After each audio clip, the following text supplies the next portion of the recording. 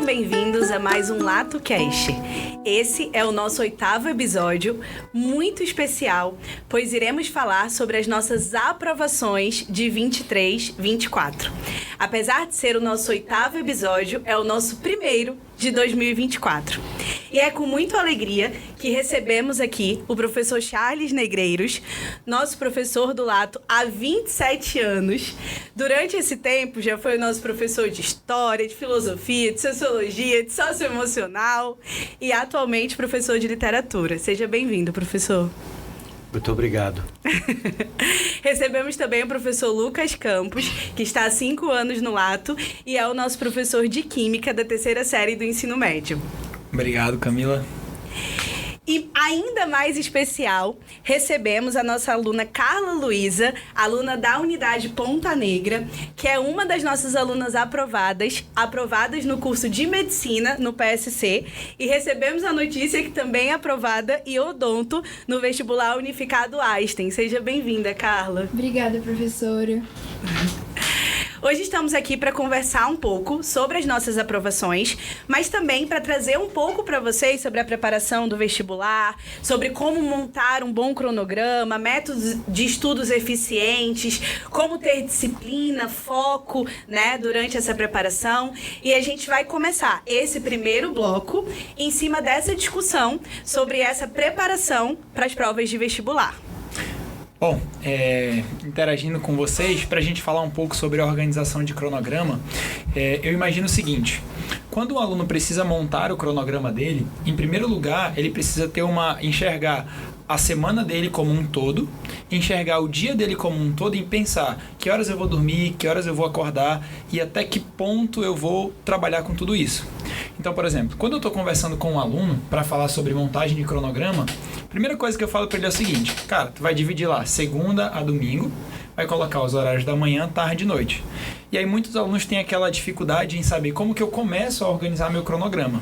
E eu falo para eles o seguinte: a primeira coisa que tu tem que fazer, coloca tudo aquilo que é obrigatório. Por exemplo, um aluno que está na escola, no 3º ano do ensino médio, por exemplo, ele já coloca lá as manhãs deles toda fechada para a escola, segunda e quarta à tarde a gente tem um contraturno na escola e pronto, isso aí é o obrigatório dele. Algum aluno que esteja na integral pode colocar o horário na integral e a partir disso, então, ele consegue gerenciar as tarefas, as demandas que ele vai ter para fora do horário da escola, como tarefa de casa, material de revisão que o professor passa, alguma coisa mais direcionada propriamente para o vestibular. E em tudo isso ele precisa pensar que o organismo, o corpo dele precisa de um descanso, precisa de um determinado tempo.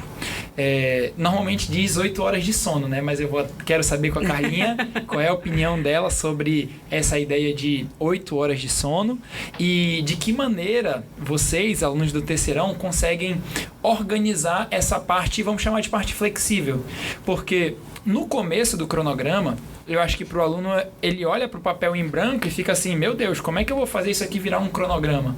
Mas a partir do momento que ele começa a colocar aquilo que é obrigatório, ou seja, aquilo que eu não tenho como não participar, e eu vou usando o que sobra como parte flexível para encaixando todas as outras coisas que são importantes para o meu processo do vestibular, e ele precisa botar um limite nisso porque ele precisa dormir, e ele precisa dosar a demanda que ele tem de trabalhos e informações para trabalhar para o vestibular e o tempo de descanso. E aí eu pergunto da Carla, como é que a gente lida com tudo isso nessa parte flexível? Precisa dormir, Carla? Sim, é realmente extremamente necessário dormir, só que pelo menos a minha experiência com isso foi um pouco adversa, porque desde pequena eu sempre falei que queria medicina. Então, o meu ensino médio todo basicamente foi voltado para isso. Então, sempre foi cheio de atividades, de exercícios, simulados e tarefas. Então, o meu cronograma, ele era realmente bem cheio. Então, às vezes, eu acordava 5h30 da manhã, ia dormir meia-noite e, basicamente, os meus horários eram assim. Só que teve um determinado tempo do ano que eu comecei a sentir que eu estava sendo prejudicada nesse sentido, porque eu comecei a ir para aula com muito sono. Não estava mais conseguindo aprender tanto, os meus resumos já ficavam meio bagunçados, porque eu não pegava todas as informações.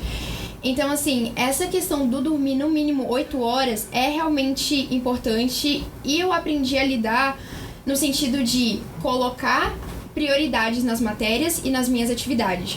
Então, por exemplo, de manhã como o senhor falou, ficava fechado para a escola e de tarde eu ia ajustando entre tarefas, simulados e outros exercícios ou qualquer outra atividade que eu tivesse.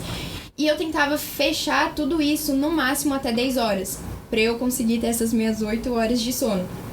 Mas assim, é realmente bem complicado, mesmo porque quando você quer um curso que é extremamente concorrido, sempre passa aquele pensamento pela sua cabeça. Se eu parar de estudar agora, sempre tem alguém que está estudando e vai passar na minha frente.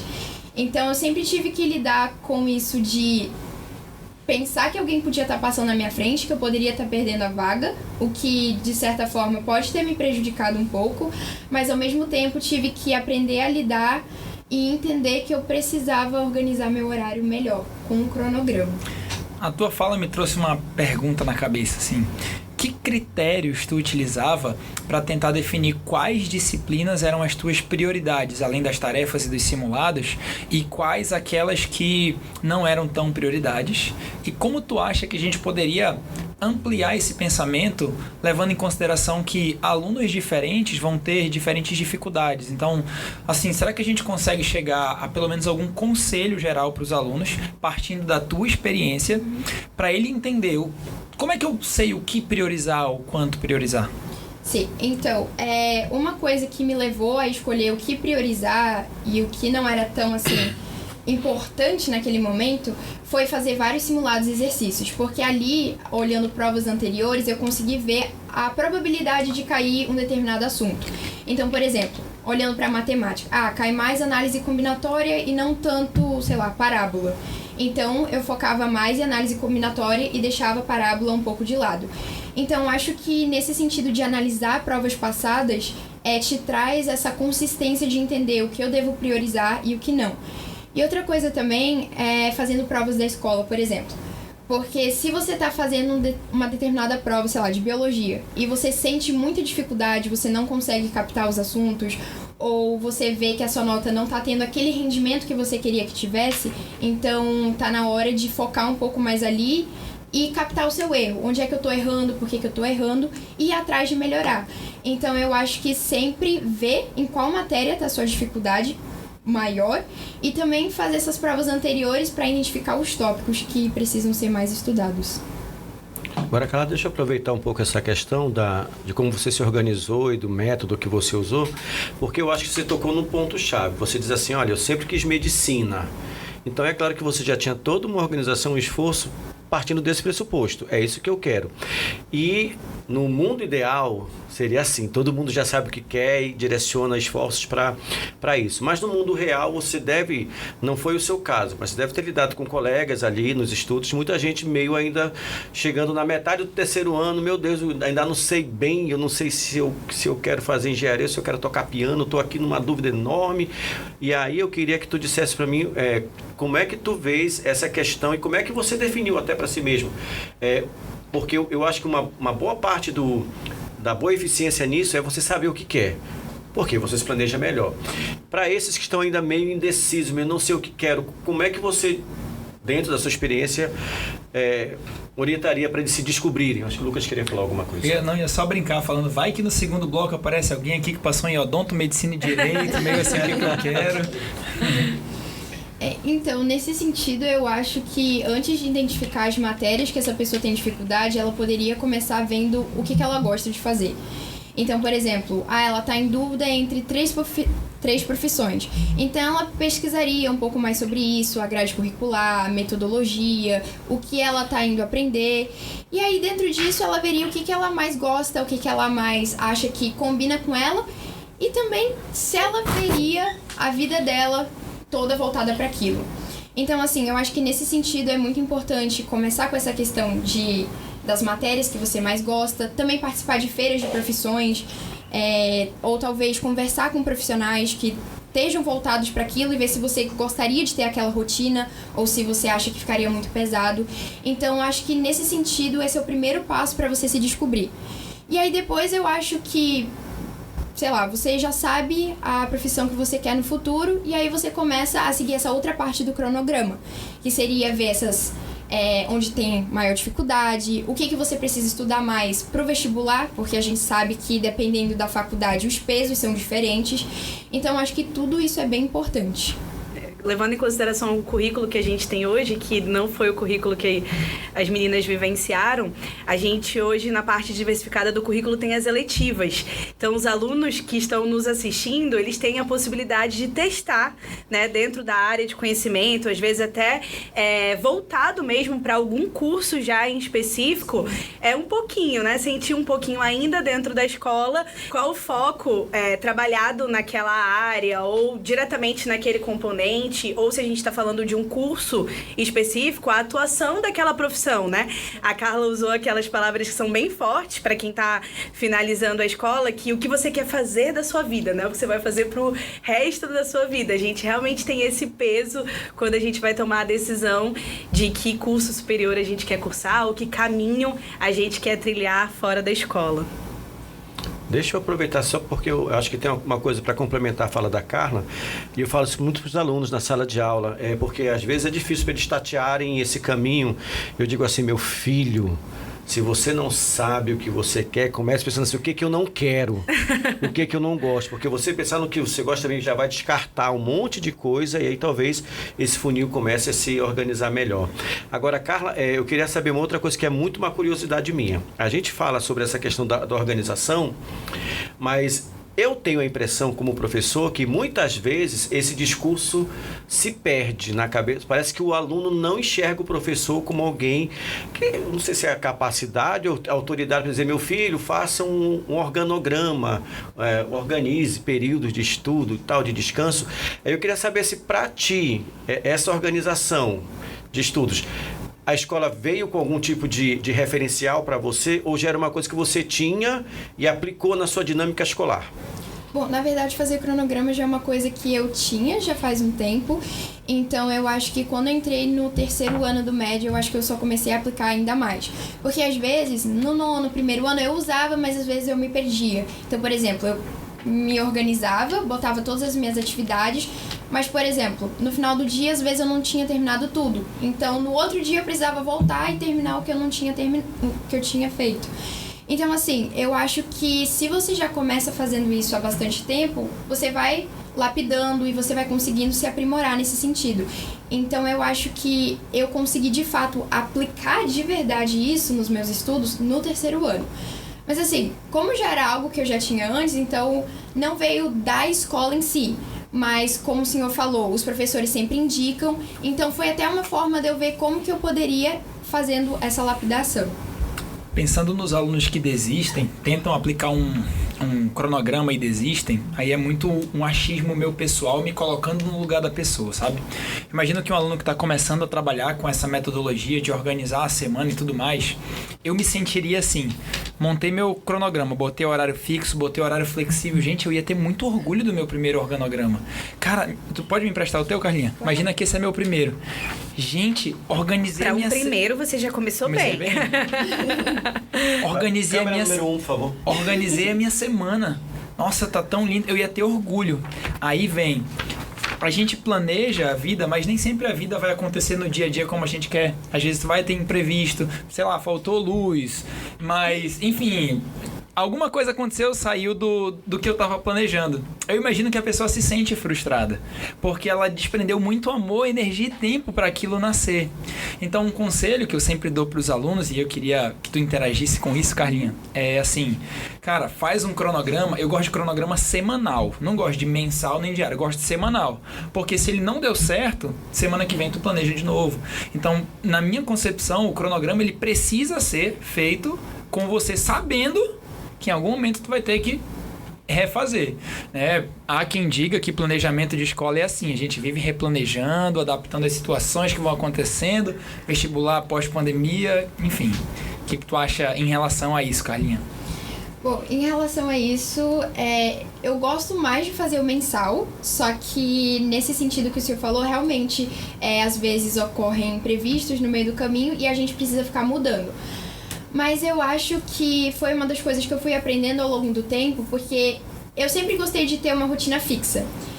Pra falar a verdade, eu não sou uma pessoa assim que gosto muito de lidar com adversidades. Então eu gosto sempre de ter muito certinho o que eu vou fazer, o que eu não vou fazer, a minha rotina. Eu gosto muito de programar. nesse sentido. Então, às vezes, eu acho que eu acabei me perdendo nesse sentido, porque quando vinha uma adversidade, eu falava, meu Deus, e agora? O que eu vou fazer? O que eu preciso mudar? Então, assim, o cronograma me salvou muito, mas às vezes ele também me deixou muito perdida. Assim, eu acho que isso depende muito de cada pessoa. Como o senhor falou, prefere o semanal. Eu acho que você vai testando e vai vendo qual que fica melhor nesse sentido.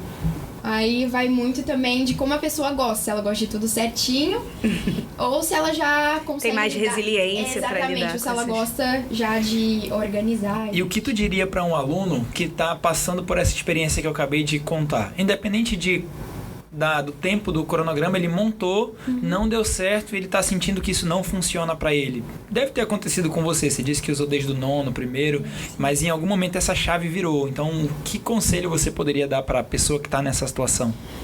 Bom, a primeira coisa que eu diria é não desistir na primeira tentativa, porque quando a gente faz algo pela primeira vez, é óbvio que a gente vai cometer muitos erros, porque a gente não é experiente. Então, nunca desistir na primeira tentativa. Claro, você tem que identificar onde está o seu erro. A partir disso, você vai tentar montar outro cronograma, já evitando o mesmo erro. Agora, se surgirem outros erros, você pode pensar na possibilidade de, sei lá, pesquisar outro método que possa servir melhor para você, ou também você pode ir sempre ajustando, ou perguntar de um amigo ou de um familiar que também costumava usar cronograma para estudar, e ver como que funcionou melhor para eles. E assim você pode ir se adaptando. Então, por exemplo, como eu uso já faz há bastante tempo, eu lembro que nas primeiras vezes, quando não dava certo, eu falava, caramba, isso aqui não serve pra mim. Aí teve umas 2 semanas que eu fiquei sem fazer, só que eu falei, não, eu preciso tentar e ver onde é que foi meu erro. Porque não adianta você procurar outro caminho se você não sabe onde errou, porque nesse mesmo caminho vai que aparece, sei lá, o mesmo desafio. Aí você sempre vai encalhar e não vai saber como resolver. Então eu acho que essa questão da resiliência é muito importante e sempre ver onde pode melhorar, que aí você se adapta. Tem um aspecto que eu acho que é relevante a gente lembrar, e eu também falo isso para os alunos em sala de aula, algumas vezes que a gente fala dessa questão, que eles não podem, vou olhar para frente da verdade, vocês não podem ficar romantizando esse processo. Alguém que vai começar a fazer um cronograma, a Carla está aqui já, fez a parte dela maravilhosa, mas começou na 9ª série, na 9ª série. No 3º ano ela achou um ajuste perfeito. Mas se você está começando, você não vai fazer um cronograma real ocupando todas as suas tardes de segunda a sexta. Isso não existe. No mundo real, você que nunca começou, é a sugestão que todo mundo que entende disso fala. Amigo, você vai começar um negócio novo. Então, à tarde, você tem a manhã para a escola fechada. À tarde tem 5 dias. Comece com 2. Comece das 2 às 4. Conseguiu? Vá para 3 dias. Conseguiu? Dá para ajustar mais o volume de horas por dia? Então, as coisas grandes começam com várias pequenas coisas sendo feitas passo a passo. Então a gente não pode deixar você nessa ilusão de achar, nossa, deixa eu dar licença aqui, tá? Olha só, eu vou fazer igual esse aqui, meu primeiro cronograma. Você não vai, amado. Desculpa, você não vai. Então a gente tem que colocar o pé no chão para que justamente essas situações de percalços, de retomadas, que o Lucas falou sempre, se desanima, se desestimula, porque idealiza algo que não está baseado no mundo real. Então no mundo real, quem vai partir do zero, gente, ninguém sai da barriga da mãe andando. Você fica no colo um tempão, depois você engatinha, depois você anda. Esses processos da vida seguem o mesmo princípio. Comece com pouco e vá avançando conforme você puder. Inclusive, aproveitando essa fala do professor, acho que uma boa dica também são as próprias tarefas de casa. É o hábito de fazer a tarefa e de revisar aquela aula que você teve de manhã. Se eu ainda não sou finalista ou se eu ainda não estou com a prática de simulados ou de exercícios específicos, como a Carla trouxe, um início um foco na minha tarefa de casa e na revisão das aulas que eu tive pela manhã para criar o hábito do estudo, para, né, ter esse horário de fixei ali aquele horário, depois eu vou aumentando o meu foco e a minha disponibilidade para esse aprofundamento. Então acho que o início também é a tarefa de casa, aquela rotina da tarefa de casa. Provavelmente para quem está mais no começo, assim, 9º, primeiro, funcione muito bem a ideia de não ficar perdido na parte flexível. Porque Porque tu tem os teus horários de aula, tu já vai ter uma noção, por exemplo, a química tem segunda e quarta, então a tarefa que o professor passar segunda, ela tem que estar pronta na quarta. Então no meu horário flexível, ou eu deixo alguma coisa na tarde da segunda ou da terça, porque eu preciso estar com ela pronta a quarta. E aí um dia ou outro isso já vai se ajustando. Acho que é muito mais, não vou dizer que é mais fácil, porque depende da pessoa, mas tem muito mais...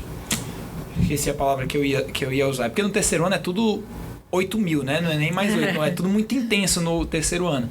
Mas quem tá no nono... É mais orgânico, você já vai fazendo a tarefa e ela já vai se encaixando na tua rotina. Obrigado, Camila.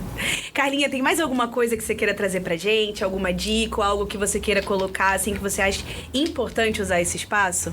Bom, eu acho que nesse sentido, voltando um pouco de como se descobrir dentro do que você quer fazer, eu acho que as Olimpíadas que a escola também oferece são uma boa oportunidade para isso, porque você consegue ver como, por exemplo, a química pode ser aplicada dentro do nosso dia a dia, como que você pode achar uma questão que você viu em sala de aula em um filme. Então eu acho que isso vai aguçando mais a sua vontade de saber, de entender e de se aprofundar. E eu acho que isso é um grande passo para quem ainda está com dúvida. Legal. Carla, foi muito especial ter você aqui conosco. Agora você já é oficialmente sempre lato, então volte sempre. Essa Muito casa obrigada. sempre vai ser sua, sempre estaremos aqui. E se você achou que esse primeiro bloco já teve muitas dicas e uma troca muito legal, espere que o segundo bloco também vem cheio de novidades. Tchau! Pode dar tchau, né?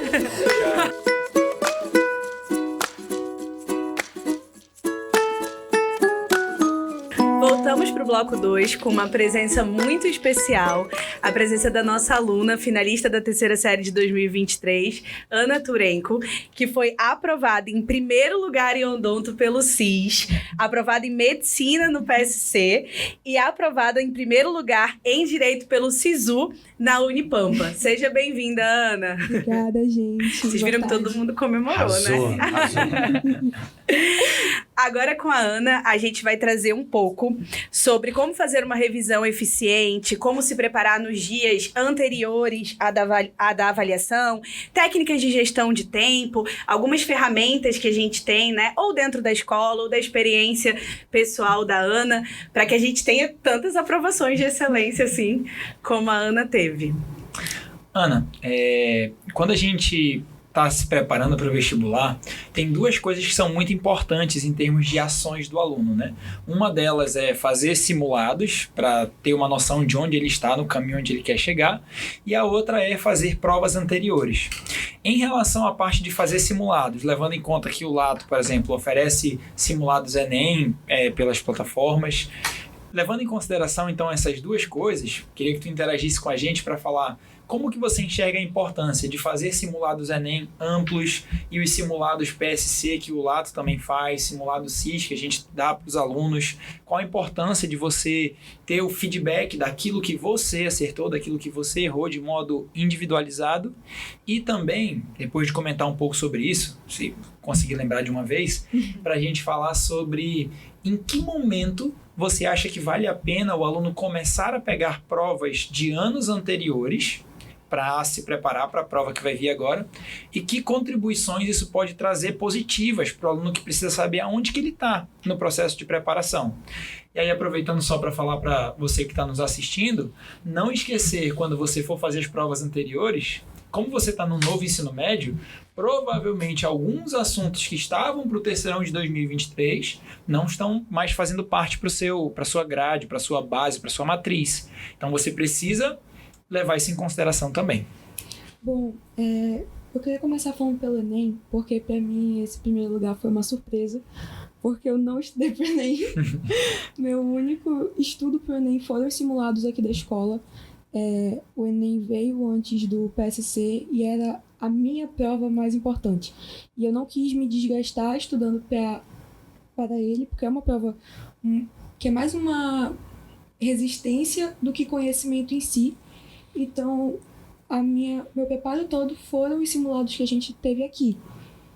E para mim, fazer prova antiga, fazer simulados é crucial, porque foi a maneira que eu tive para conhecer a prova. Porque não adianta você saber todos os conteúdos, não perder nenhuma explicação do professor se você não sabe o que aquela banca cobra, o jeito que ela cobra, as pegadinhas que ela tem. Então, para mim, fazer prova foi perfeito. Fazer prova, fazer questão. E eu não sou uma pessoa que fazia todas as provas antigas. Eu separava as mais recentes, então 2022 até 2017 no máximo, e começava a fazer quando lançavam o edital, que é 2, 3 meses antes do vestibular. Porque assim você já tem o seu estudo prévio e vai lapidando para o modelo da prova que você vai fazer. E aí quando você chega lá, não é nenhuma surpresa aquilo que você está vendo. Você só está aplicando tudo que você já estudou antes. Eu falo isso às vezes para os alunos, por exemplo, que eles não podem, isso seria um pecado mortal, ele chegar no dia da prova dele, do PSC ou do Enem, sentar, isso aqui que é a prova do PSC, não pode, ele tem que chegar lá, isso aqui é o PSC, beleza, eu já sabia, eu já estava esperando que fosse isso. Sim. Como a Carla estava falando, ela já tinha uma rotina desde o 9º primeiro, né? E vocês estavam comentando que é muito difícil, que a gente fica muito perdido, né? E o que fazer? Eu acho que começar essa rotina pesada mesmo vale mais quando você está no 2º, indo para o 3º ano, porque é tudo mais concreto. Você já sabe mais o que você quer, você já tem definido e você já tem um background maior para poder botar no papel e falar, tá, agora eu vou fazer assim, assim, assado e vai dar certo. Eu tive muito problema com isso, busquei ajuda aqui, o meu Lato Senso foi a minha 2ª casa no passado. Eu estudava aqui de manhã, estudava aqui de tarde e os professores sempre me auxiliaram muito em criar essa rotina, que eu não tinha rotina. E fazer questões de nível superior aos vestibulares que a gente faz e fazer provas antigas foi o que me proporcionou a minha aprovação.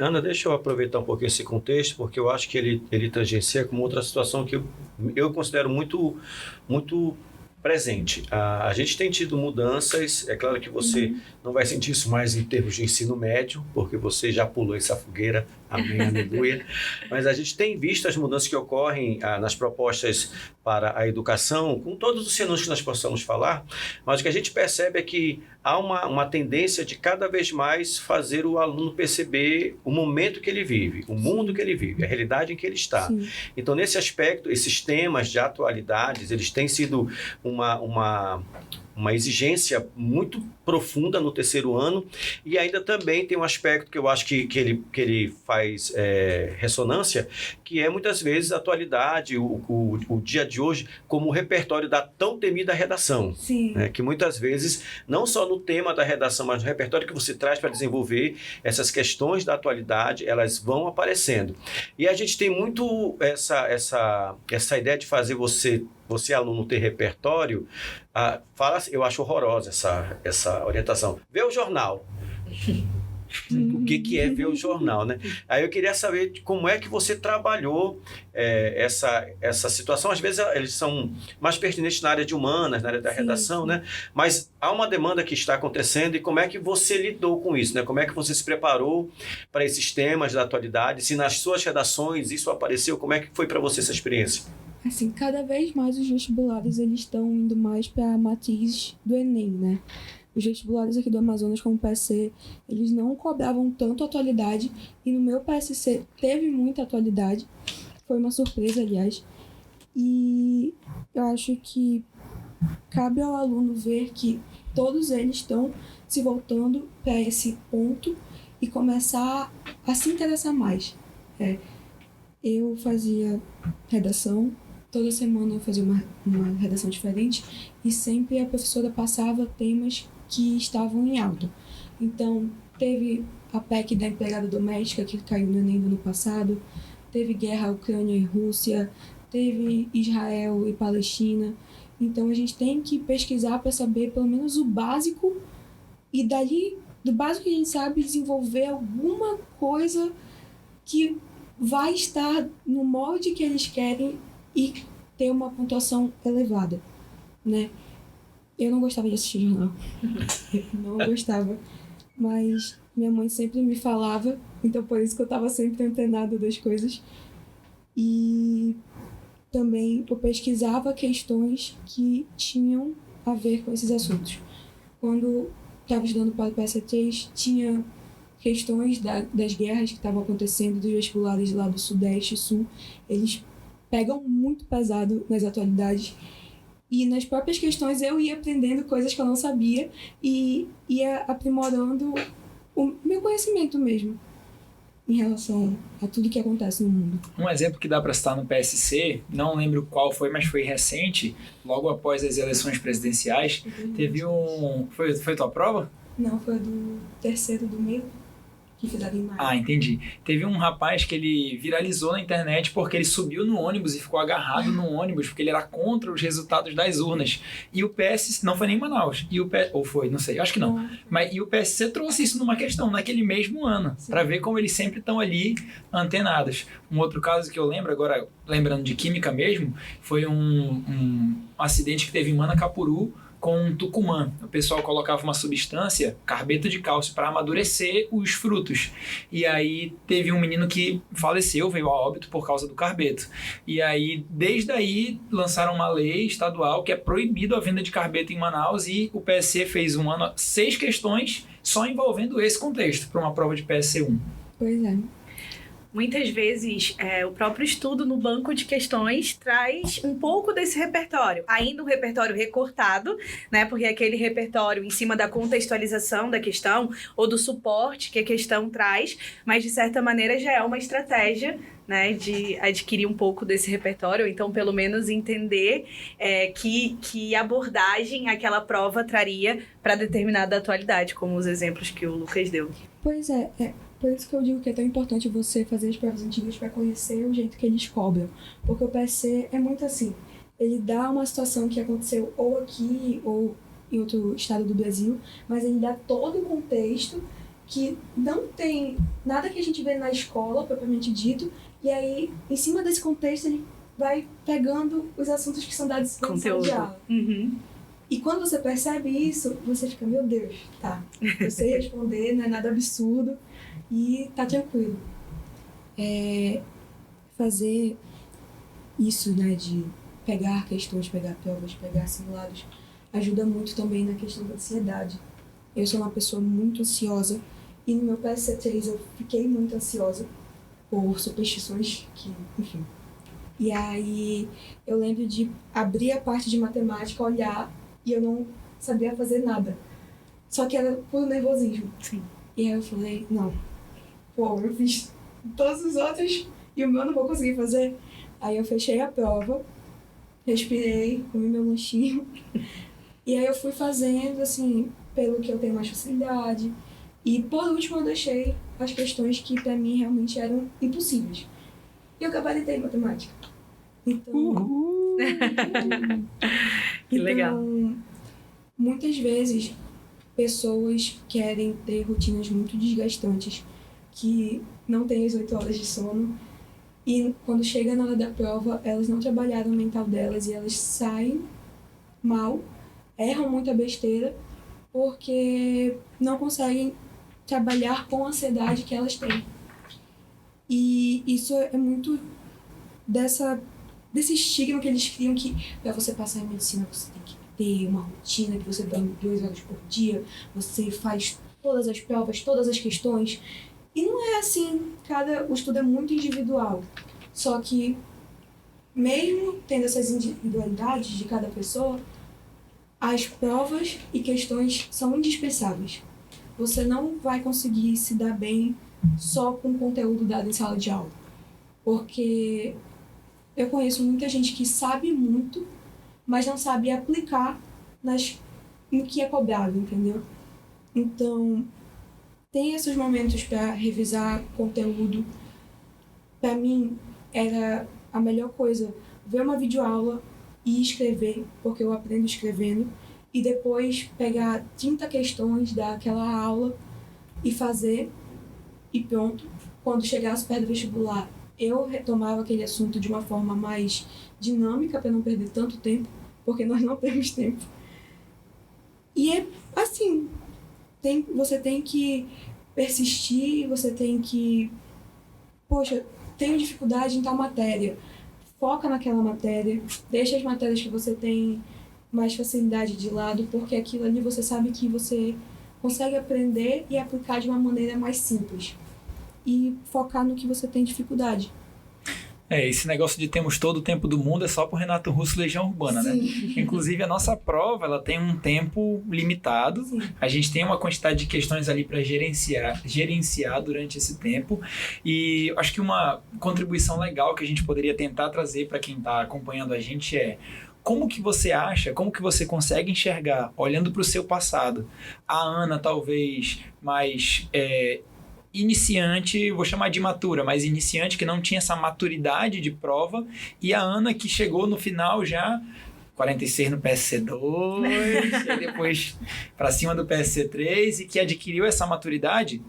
Lógico, a gente já falou muita coisa que fez parte dessa maturidade, mas a gestão de prova, a gestão de tempo são muito importantes, né? Porque a gente cansa de ver, poxa, o professor tive que chutar umas 3, 4 no final, mas como que a gente consegue falar para quem está acompanhando a gente como que foi essa mudança da Ana imatura para a Ana que conseguiu ter esse domínio, esse controle? Então, meu maior problema, assim, em questão de tempo, era justamente a redação. Eu pegava temas e tinha vezes que eu demorava 3, 4 horas para fazer uma redação, e geralmente esse é o tempo total que a gente tem para fazer prova e redação. E aí eu trabalhei em cima disso, porque por a gente ter desde sempre essa questão aqui no Lato de as provas têm um tempo determinado, se você terminou, você não vai ter tempo extra para passar gabarito. Eu já meio que sempre fui preparada a isso, né? Aliás, as provas de química, né? Calma que ano que vem vai ser o Charles. E é isso, assim. Tenho amigos que não conseguiram passar. E o problema deles foi justamente o tempo, que eles demoravam muito na prova, de chegar a ver uma questão que eles não conseguiam resolver e ficar batendo cabeça e não querer continuar. E quando via, faltava meia hora para terminar a redação, passar gabarito, terminar a questão. E eles tinham que chutar um monte e infelizmente eles não conseguiram. Então, às vezes o melhor é você botar um tempo certo para cada matéria. A gente sempre faz esse cálculo, né? Da quantidade de horas e quantidade de questões, mas também saber ter um certo jogo de cintura. Porque às vezes a gente vê uma questão, a gente olha de primeira e fala, pô, eu sei resolver. Aí marca e já segue a vida. Só que aí fica matutando, pô, marquei de primeira, será que não tá errado? Aí volta, perde um tempão naquela prova e troca a resposta e no final ela tava certa, você perdeu tempo e errou, porque você quis trocar por pensar muito. Então, aqui no Lato ajudou muito. Eu não tenho palavras para descrever o que foi o Lato Senso para mim, porque eu via todos os meus amigos que faziam muitas atividades extras, faziam cursinhos, faziam salinhas, e eu não podia fazer isso, né? Meu pai não podia me oferecer isso. E foi aqui no Lato que eu tive todo o meu apoio, meu suporte. Se eu precisasse ficar estudando aqui na escola até 6 horas, porque em casa eu não conseguia estudar. Se eu precisasse de ajuda no assunto do segundo ano, eu ia bater lá na sala dos professores para falar com eles. E eles sempre estavam dispostos a me atender e me dar um apoio. Quantas vezes eu chorei na vistoria, no banheiro, e os professores me acudiram, porque é muito estressante e é uma sensação única para cada um. Ninguém sabe o que a gente passa e o que a gente passou, como era a nossa vida em casa, mas realmente tem coisas como essas preparações que a gente falou de questões e provas que são indiscutíveis e você não pode deixar de lado na sua preparação de vestibular, porque é isso que vai ajudar você a alavancar o seu potencial em cada prova. Agora, Ana, você tocou num ponto que eu acho que a gente precisa... Eu pensei assim, cara, se eu não for desmistificar nada, eu vou nem sair de casa. Então, vamos desmistificar uma coisa. Existe uma lenda de que, primeiro, né, que é um esforço máximo que vai te garantir um resultado máximo. Uma lenda que é assim. Existe um um mantra que é trabalho enquanto eles dormem. Enquanto eles dormem, eu durmo também, cara. Eu não sei mas eu durmo. Eu também, E para mim, o problema de dormir é que tem que acordar depois. Enquanto estou dormindo, tá tudo ótimo. Mas o que a gente percebe um pouco na tua fala, talvez seja, que eu quero falar, que é desmistificar, que é aquela ideia de quanto mais volume de conteúdo eu tiver, mais eu vou ser bem sucedido na minha avaliação. Na verdade, o que a gente percebe é que você precisa ter um equilíbrio. Você precisa ter um volume de conteúdo razoável, com uma capacidade de gerenciamento de tempo treinada, porque isso é treino razoável, com um equilíbrio emocional razoável, porque muitas vezes o que atrapalha o aluno é aquilo que você falou, da prova de matemática. Não é a falta do conteúdo, é a falta do preparo de achar que aquilo não é para mim e, de repente, isso você se auto-sabota. Né? Então, o que a gente tem visto, e é isso que tem sido mostrado, que o conceito de inteligência meramente intelectual ou acadêmica, ele é um aspecto de uma preparação que envolve muitos outros. Sim. E a gente tem falado também do princípio 3x8, que você tem 3 momentos de 8 horas por dia, 3 de sono, 3 de estudo, 3 de descanso. É claro que isso vai ser flexibilizado, dependendo da realidade de cada um. Mas eu vi muito na sua fala um pouco essa insistência, né? Que pessoas que se esforçaram em termos acadêmicos, mais do que eu, nem chegaram naquilo que elas queriam. Claro que não estava competindo com você, elas tinham a meta delas, né? Sim. Mas acabou não se realizando, porque talvez elas tenham cometido esse equívoco, ou esse erro. Então, essa Ana madura, essa Ana já, né, sábia, quase uma filósofa, uma Ana Gandalf, como é que a Ana compartilha isso e aconselha para os alunos que estão agora nesse processo, essa questão desse cuidado, de não apenas focar num aspecto, mas de trabalhar, balancear todos esses elementos. Como é que você vê isso hoje? É que eu tinha muito isso quando eu entrei no ensino médio, que eu estaria no melhor patamar quanto mais tempo eu passasse estudando. As pessoas, elas confundem muito tempo de estudo com estudo de qualidade. Eu não era uma pessoa que passava horas diretas estudando. Eu sempre fui muito preguiçosa. E aí eu passava 1, 2 horas focada totalmente nos meus estudos, nas minhas questões, nos meus resumos. E aí eu ia descansar. Essa cara. Fazia Eu tava outra lembrando coisa. disso. Eu ia falar de tu passando no corredor de tarde, né? Rolando o cabelo. E aí no cascão. Ia dar uma passeada, fofocar com a dona Célia, entendeu? Porque... Isso não é uma dica, né? Sem fofocas com a dona Célia. Gente, sério, se vocês falarem alguma coisinha pra ela... E eu percebi que vale muito mais eu passar 1 hora estudando focada e séria do que passar 4 horas estudando com sono, cansada, sem vontade, porque não vai ser um estudo efetivo.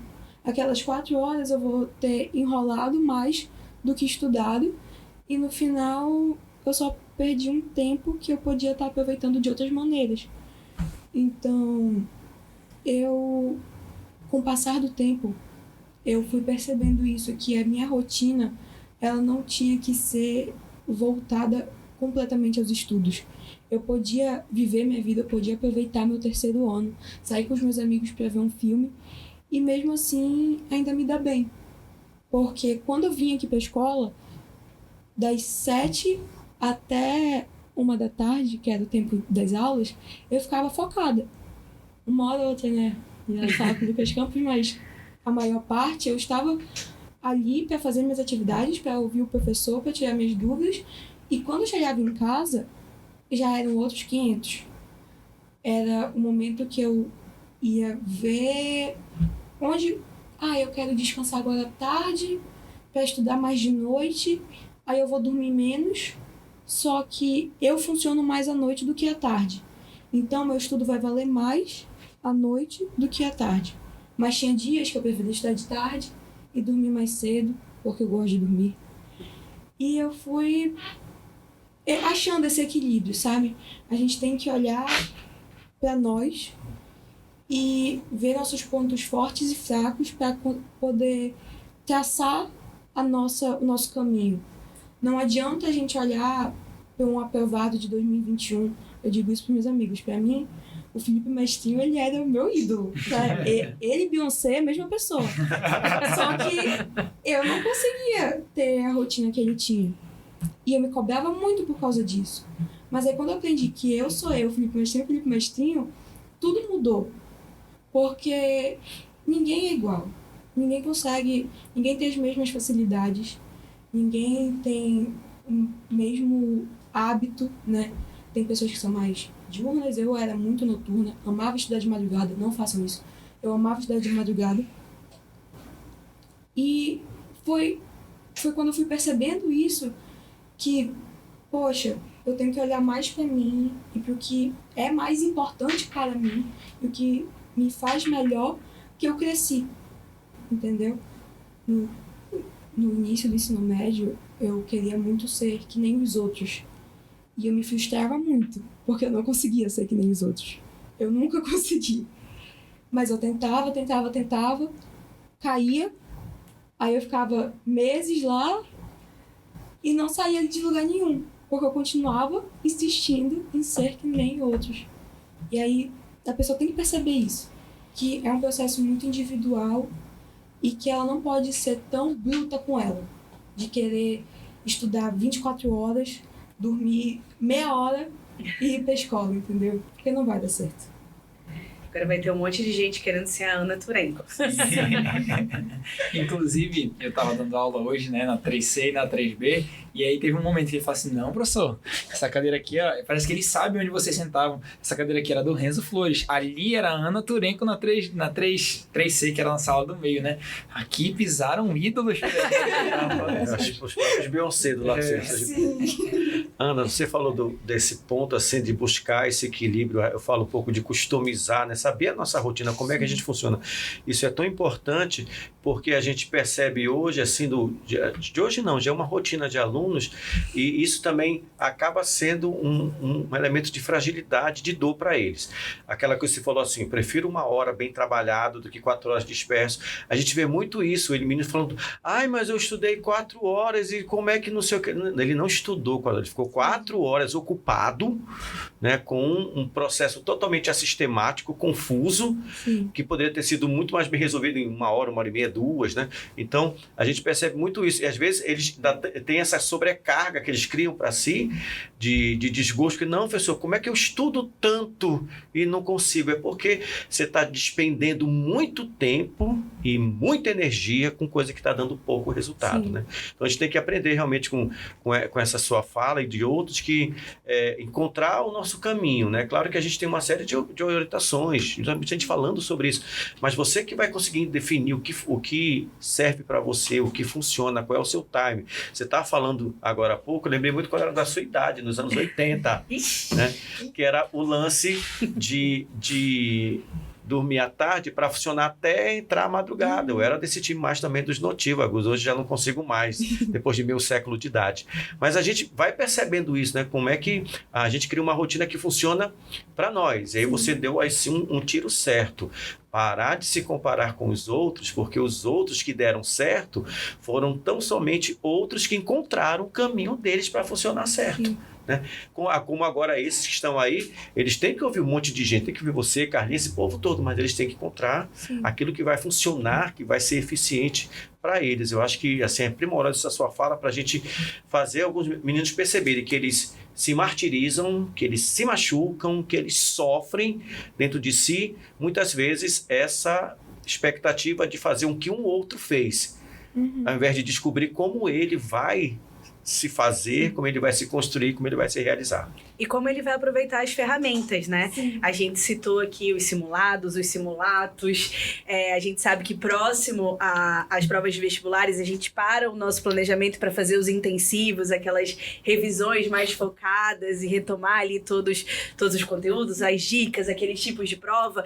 Então, também olhar para essas ferramentas e oportunidades, entender como melhor utilizá-las sem usar essas comparações ou colocar essa expectativa irreal, né? Todo mundo com certeza tem muitas qualidades próprias, muitas maneiras próprias, hábitos e enfim, direcionamentos diferentes para chegar no seu objetivo, que também é diferente, mesmo que seja a aprovação do vestibular. O que eu vejo muito é as pessoas desvalorizando justamente essas ferramentas que nós temos nas nossas mãos. Então, tem um intensivo, tem um contraturno, eu não vou porque tem outra coisa. Ok, você tem sua prioridade. Mas, por exemplo, eu sou uma pessoa que eu não me dou muito bem em revisão com aula. Eu prefiro pegar o material que eles davam, a apostila pra gente, e ficar ali no meu canto, fazendo minhas atividades, e quando surgia dúvida, eu participava da aula. Agora, tinha pessoas que não queriam nem vir, nem se dar a oportunidade de testar, aproveitar, porque, fulaninho não fazia isso, por que eu vou fazer? Entendeu? Então, os intensivões me ajudaram muito, porque o material era maravilhoso. Obrigada, professores. Obrigada. As questões que eles separam são, assim, espetaculares e serviram muito para mim.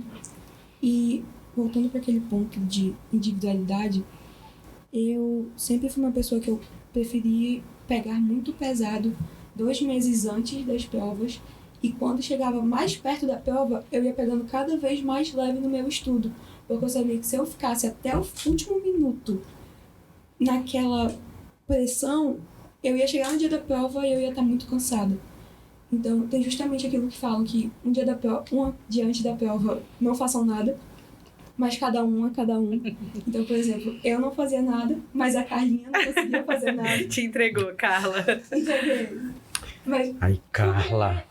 não adianta você virar pra pessoa e falar, não, você não pode fazer nada. Se a pessoa não se sente confortável em passar um dia antes sem fazer nada, por que ela vai fazer isso?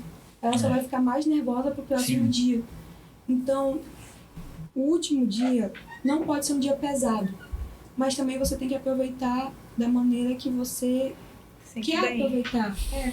Se você quer dar uma última olhada num esquema, fazer uma questãozinha ali bobinha, faça. Se você se sente bem assim, faça. Mas se você não gosta, aí você, eu quero ir pro cinema, passar uma tarde com os meus amigos e depois tomar um café. Vai também. Fica com a tua família, dorme o dia inteiro. Porque um dia antes é o dia de você se preparar para você estar bem pro grande dia, do dia da sua prova, do seu vestibular, onde tá tudo em jogo, né? Então é isso. Pra mim, o que me falou isso da individualidade foi o Ribamar, o José Ribamar. E quando ele falou isso pra mim, eu nunca mais esqueci. Porque eu tive muitos altos e baixos, e quando eu não sabia o que fazer, que eu me via me comparando muito com os outros, eu falava, não, eu sou eu. E aí eu ia me guiando e vendo quem que conseguiu, que era mais parecido comigo, de jeito, de personalidade. Porque não adianta você ser uma pessoa que nem eu, que o estudo era mais uma obrigação do que algo que você gosta, que você é uma pessoa preguiçosa, que gosta de ficar sem fazer nada, e se comparar o Heitor, por exemplo, que ele sempre gostou de estudar. Para ele, estudar era prazeroso, entendeu? Então, não faz sentido você querer se comparar a alguém que não é que nem você. Então, busque, teste. Nossa, o início do 3º ano é o melhor momento para você buscar métodos de estudo. O início para trás, né? Desde que você entra no ensino médio, teste várias coisas. Eu testei Pomodoro, testei ciclo, testei calendário, fazer mensal, semanal, diário, até eu encontrar o que me encaixou, entendeu? E vá vendo o que é melhor para você, porque é aí que você vai crescer, finalmente. Ana, foi muito bom te ouvir. Muito obrigada pelo teu relato, muito obrigada por todos os pontos que você trouxe da sua experiência, da sua vivência. Foi muito importante pra gente. Muito obrigada.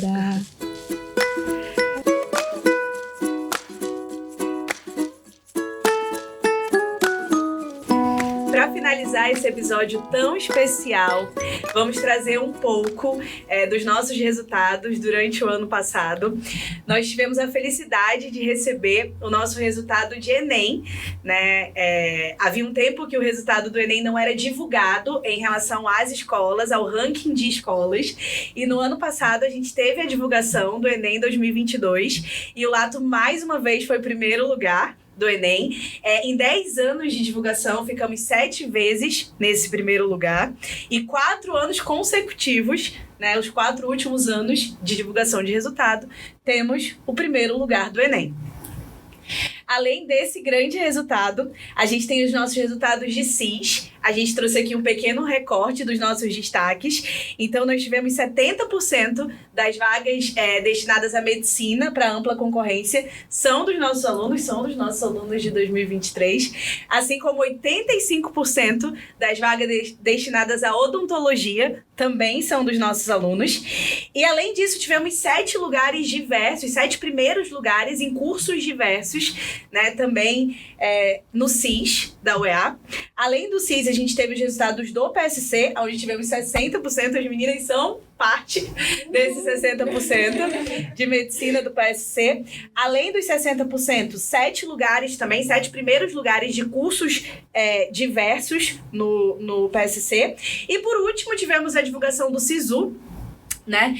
12 primeiros lugares no SISU, em universidades no Brasil todo, né? Inclusive no Rio Grande do Sul, é isso? Inclusive no Rio Grande do Sul. Dentre esses 12 primeiros lugares, nós temos primeiros lugares em Direito, em Medicina Veterinária, em Administração, enfim, em cursos diversos. Todos esses resultados nos enchem de orgulho. Resultados são a nossa marca, são a marca do Lato. E ter as meninas hoje aqui que fazem parte, que representam o Terceirão de 2023 foi muito especial pra gente. Então, mais uma vez, meninas, muito obrigada por estarem aqui de novo na casa de vocês. Voltem sempre que vocês quiserem. E muito obrigada também aos nossos professores por terem dividido esse momento tão legal com a gente. Você que está ouvindo a gente agora, se no meio da nossa conversa, dos nossos blocos, você ficou com alguma dúvida ou algo que lhe chamou a atenção, que faz parte para a sua individualidade, e você quer conversar com a gente, ver o que a gente pode contribuir com você, escreve sua pergunta aqui para a gente ou compartilha a tua experiência. Se você lembrou de alguma coisa que fez a diferença para você virar a chave e descobrir qual era o seu jeito, o jeito individual, e não o jeito dos outros, comenta aqui que a gente vai ficar muito feliz em ouvir a tua contribuição. Pessoal, é isso. Curta, comente, compartilhe e deixa eu lhe falar uma coisa. Todo mundo tem o direito de falar o que quiser, mas você tem o dever de verificar quem está fazendo. Aqui, Lato Senso está fazendo. Muito obrigado. Tchau!